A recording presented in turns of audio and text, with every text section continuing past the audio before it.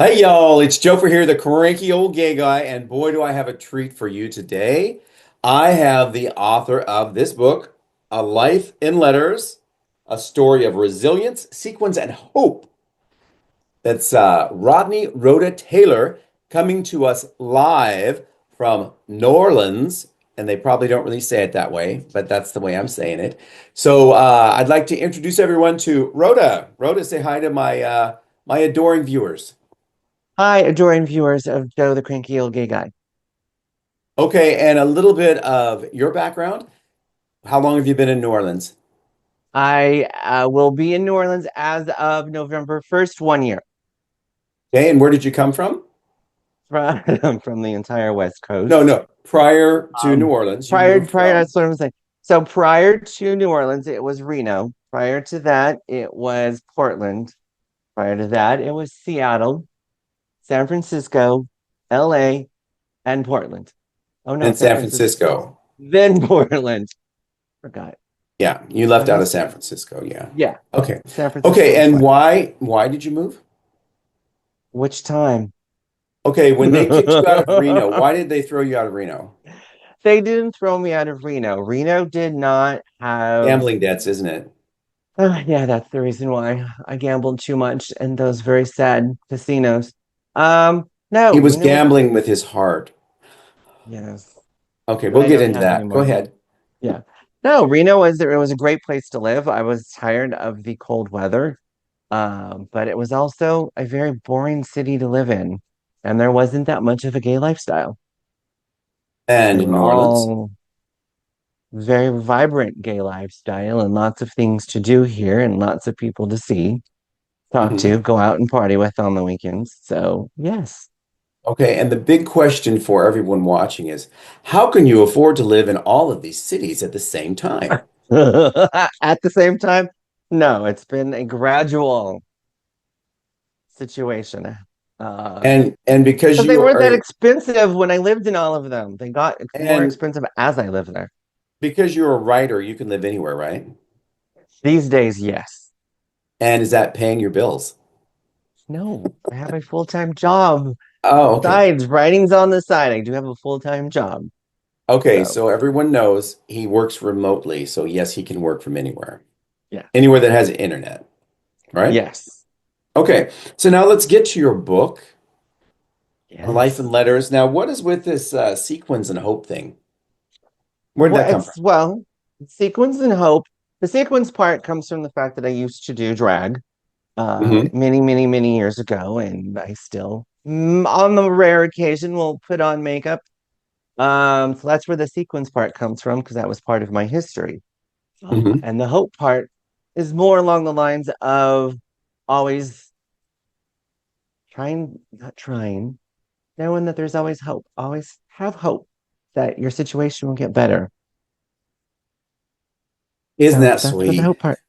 I'm trying to be very positive. Okay. Now, in your book, when you begin writing as a child. So I imagine that these initial letters are written in crayon. Is that right? Would have been in crayon, yes. Okay. And as I mentioned when I did the little review of the book on a previous episode, don't take the first few letters as setting the scene for the whole book because his writing gets much better. Thank you. Yeah. Oh yeah, Spelling, grammar, etc. the whole purpose of those letters, the beginning letters, was that fact. 5-year-old kid is going to spell stuff wrong. They're going Right. to put stuff wrong, and they're going to be very short letters. So it was the intro to, my life as a little kid, and then it would gradually get better as it goes on and as you read the book. Okay. And you said that you came from a village in Bumfuck. I'm sorry, in somewhere in Oregon. Is that true? Yes, Central Oregon is where I grew up. And Okay. I could name the city, but you got three cities in Central Oregon to pick from. So, Um, well, there's Pendleton, is which it really isn't it? Central Oregon? Yeah, It's central, it's isn't it? Prineville. It's Prineville. Okay. Oh, Prineville. So everyone, if you are in Prineville, this is someone who's made it big from your town. And yes, yes, no. Yes. Okay. Um, Yes. I am going to ask you to read a letter that you wrote that brings to mind transition. Which letter would you pick out? And it could be transition in anything. Oh, now you're putting me on the spot. You should have told me Well, that I asked you beforehand if so you I had could your have book picked handy, and you one. said you I said let me go get your book. I do have my book on hand, but picking a letter of transition. Oh Lord. Ask Well, me some other transition. questions Well, while I I look would through here. okay, but I would think that all of the letters are transition, aren't they? I was gonna say the minute you said that, yeah, they're all about some form of transition. Okay. Not until like you get into the puberty stages and stuff like that. That's, you know, you're going through Okay, and when I say puberty and realizing, transition, we're not talking about a medical transition. yes. Well, I want to clear that up. That's very popular these days. Okay. It's about expanding yourself, your emotional depth, basically, is what the book is about. Constantly Okay. growing. Now, I have brought up body positivity in a few videos. So if you could pick out the letter that talks about, I think you write to your body image, right? In one of your letters. Oh, Maybe, come on. possibly. Don't say you don't remember. I remember I'm reading going to it. say I don't remember. I wrote the book, and then I'm all, really? What did I say in certain sections of it? Um, oh, we're going to get to this other one too. I should have marked these for you. But we started this Should early, have. so I didn't have time to run through it. Well, so dear Well, listeners and viewers, because this is a podcast as well, go ahead and just listen to me mumble while we pick out some letters, okay? Okay, here we go. And Rhoda has been known to break into song. So if Rhoda would like oh, to do that to entertain our viewers, that would be fantastic. no, I do not break into song. I always lip sync. Never, ever And have I also, sang live. I would like to wish you. We are recording this on Friday, October 11th. So happy National Coming Out Day. Yes, Have you come the out to minute you anyone said that, today? Have you come out to do I anyone? really need to come out to anyone? Have you come out to anyone today? I don't, no, I haven't. Come Because on, you everyone walk down knows, the street, and you walk down the street and you come out. yeah. So I don't have to come out to anyone because they all know that I am fabulous, to say the least. Okay, and you're also falling off of the screen a little bit. You need to move back over that way. Right there. There you go. You're like moving away, like Mhm. you're hiding behind. Oh, I don't think you have a letter about that one. Hiding behind a camera. Let's see. No, I don't see that. Um, I haven't found it yet.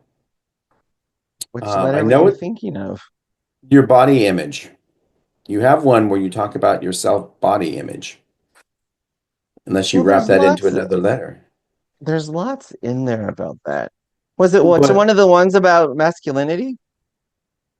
I don't think so. I thought it was actually dear body image, but No. that might not That be part I it. remember. I did not have one. Vanity, Oh, well, that's your middle name. Oh, anxiety, which one? just go ahead and pick one.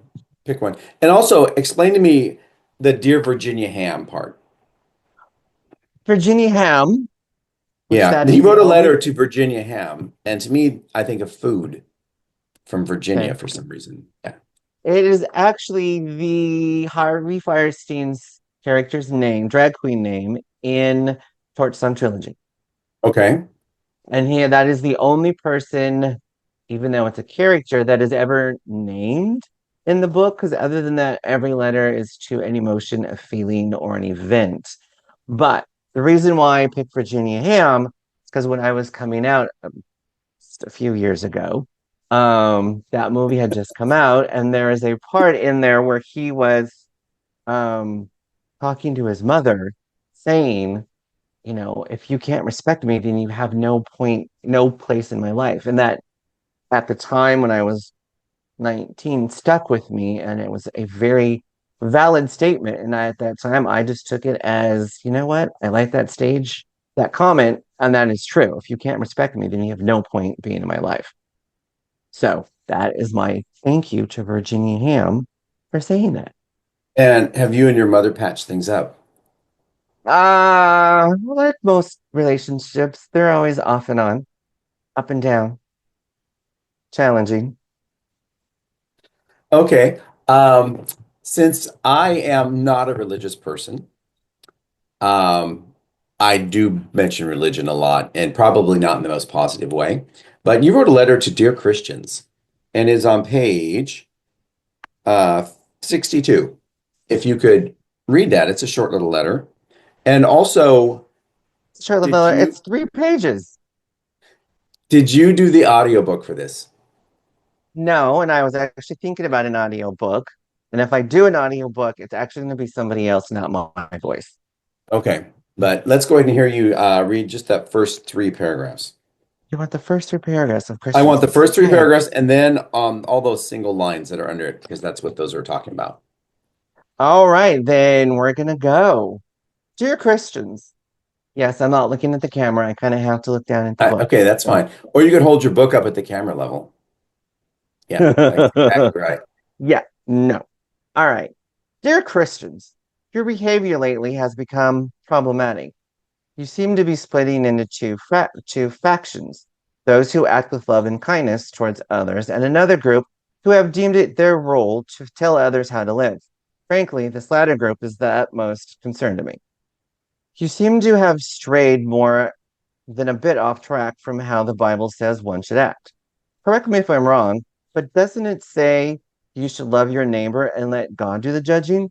I ask because you seem to be doing the opposite. You judge everyone and tell them how to live, especially if they don't meet your expectations. Why is this? Do you think your viewpoint is more important than what the Bible says? In case you forgot, your little book has over 613 rules on how everyone, repeat, everyone, including yourself, should live. Let's review a few, shall we? Do not seek revenge. Do not bear a grudge against others. Do not eat pork or selfish. Do not shave your beard. Do not touch the skin of a dead pig. Do not plant two different kinds of crops side by side. Do not be superstitious. Do not get a tattoo. Do not take the Lord's name in vain. Do not wear cloth woven of both wool and linen. And the last of the laws, and the list of the laws goes on and on. Pretty demanding, if you ask me. Okay, I'm going to stop you there. And I'm going to Yes. ask you, why did you write a letter to Christians? Are you saying they made you cranky? Say yes. Yes. Well, Christians do make me cranky. Christians make a lot of people cranky. Um, Growing up in a small redneck town, that's what it was all based on was you can't be gay because it's against the Bible. And that's all I heard from my father.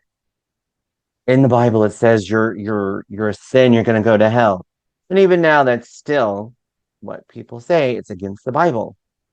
But then yet you have those Christians who are nice and are accepting, and then those, like I said in the letter, that are telling others how to live, and they do the exact opposite and are not so nice. Not so How's that? nice. And They're not so are nice. you experiencing issues with Christians in New Orleans? No, New Orleans actually has been a very New Orleans proper is a very welcoming. You can do whatever you want So it's a city. hotbed of sin, is what you're telling us. Yes, it is definitely a Okay. hotbed of sin. But the Is minute you go it out, it is the South, so you are going to run into small-minded redneck little is it areas. more sinful than San Francisco, or more sinful than San Francisco during Folsom? So, well, New Orleans has its moments. We just did get done with Southern Decadence, Okay. so they're about the same as Folsom Street. Overall, it's a party city. So, I've been to a party city and it was just a bunch of junk for $2 or $3 that crepe paper and streamers and stuff. oh, it's New Orleans is a little bit more than that. You've got an entire street of Bourbon Street where it's all party, party, So, party, party, party. so it's not just party city, it is a city that parties. Yes, Okay. not the Okay. store. Okay. Yeah, it was the dad joke you weren't picking up on. Yeah, Okay, no, I did not get it until after you said that. some of your letters, I think more than one, are written to anxiety. So do you suffer from anxiety? Would you care to tell us about that? I You can suffer say from, oh no. Lord. Oh, but no, it's fine. Because anxiety has plagued me my entire life. It's the whole thought of why, what is this person thinking? Always overthinking situations, which has raised my anxiety to like pretty high levels, which is why I'm like, all right, enough is enough.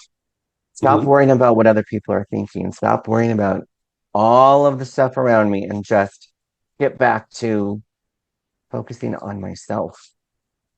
Um, yeah, they were put in the book on purpose. Okay. And Dear Depression, I think you wrote to depression more than once as well. And I'm going to stop you before you start. What is the weather like in New Orleans right now, temperature It wise? is, it's probably 70, high 70s. Okay, But yeah, because we have yet to hit fall yet. okay, so I feel like I need to be in New Orleans. So I am going to get comfortable because if it was that warm here, I probably wouldn't be wearing a sweatshirt. There Okay. you go. Okay, Nice now hairy if chest. thank you. And you've seen it before. I know. Yes, we do know each other from years ago in the 90s. So, but I don't need to tell you his age because he told you all about the Harvey Firestein, when that movie came out, right? And I'm only Okay. 25, so it was on video. Oh, we're all only 25 inside. On video. Could you read one of your Dear Depression letters? How I'm looking at about, I'm looking at a shorter one on yeah, 86, page 86. how- I a noticed really a that shorter you one? made some editing choices here and doing really light numbers that in low light are hard to see. Just letting you know. Do you mean the page numbers? I didn't have Yes, anything to do with the page numbers. That was the publisher. You want really. to go with that? Yeah. Wow. In my book, the page numbers are the same color as everything else. No, mine are on the low side, but yeah. Oh, okay. Okay. So All if you right, you will want me to read read? Dear Depression. All right, dear depression. Sorry for taking so long to figure out who you are. I did not realize the darkness and emptiness that consumed me were you. You've done an excellent job of masking your true identity. I had no idea it was you. Anyway, it's come to my attention that you have taken up residency and moved in with me. I'm unsure how this could have happened because I don't recall ever asking you to be my roommate.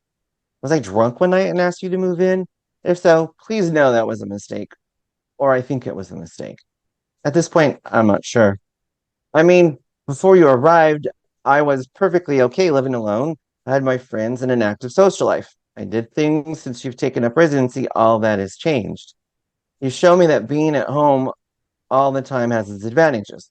I'm able to save a shitload of money by not going out, as there are no dinners, cocktail hours, or coffee dates with friends to go on. Just night after night at home with you alone. But in the solitude, but is the solitude a good thing, though? Don't you want to be social, meet people?